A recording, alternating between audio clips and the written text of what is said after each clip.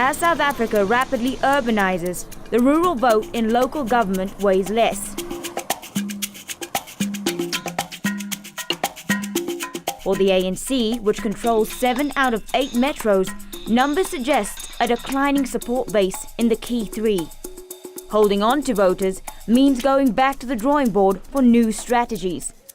But first, damage control. We lost face. We can't afford losing face again. But firstly, we need to win an election.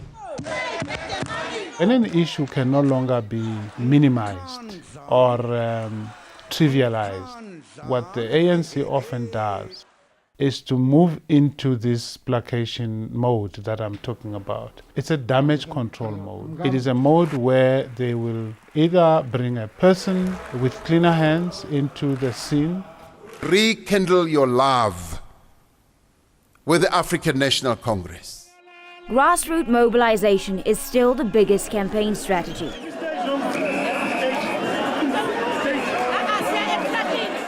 Expect all political parties to flex their brand muscle and pockets with mass rallies and even bigger manifesto launches. Viva Democratic Alliance, viva! And of course, marches. But don't think the EFF's smaller resource pool has hampered their onslaught. The newcomers have no record in local governance and cannot claim service delivery victories. The reality is, smaller parties have less options, so they have to be creative in order to get attention. The future of our children has been damaged. Someone has switched off my microphone. You are threatening us. You can't say we are disruptors. We are honorable members of the House. Take your seat. We are not disruptors. What you are doing is not honorable. Parliamentary antics to boot, hashtag payback the money received more traction than hashtag Sona and hashtag Ask Musi. The EFF have really behaved like a bloodhound as far as the weakened president is concerned. They smell blood, they won't budge. I'm answering you, I've just started. Somebody's talking there. Digital strategy remains severely underrated, and most parties keep missing the mark. South Africa has 13 million Facebook users and over 6 million users on Twitter. 30% of Facebook users in this country are sitting at tertiary institutions. So if we are not being able to understand that from a political party's perspective, you're leaving out a critical group that should be spoken to, but here's the difference. You need to speak to them in a different way. So they are not necessarily watching TV, they are not necessarily reading newspapers, but they are engaging with a gadget that is in their hands and that is available at all times. Brand ANC is suffering. There's growing calls for the president to step down, and that's hurting the party. Through the power of the people in the Constitution, we are putting down the marker. He must go.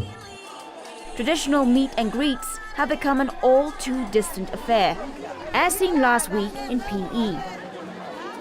Unfortunately, is having a very huge security contingent and the marshals from the ANC. So it's not really easy, and really people want to be able to be around the president when he's around in your area.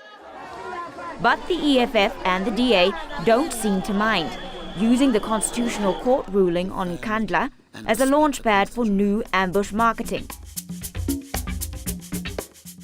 It's a whole new game for the opposition. ANC posters show various faces while the opposition's posters show one clear-cut front-runner.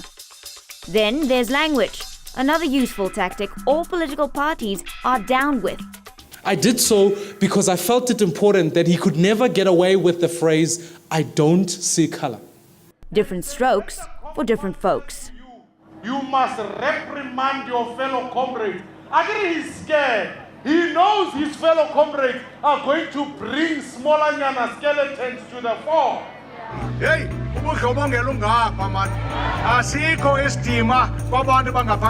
each party faces strategic hurdles.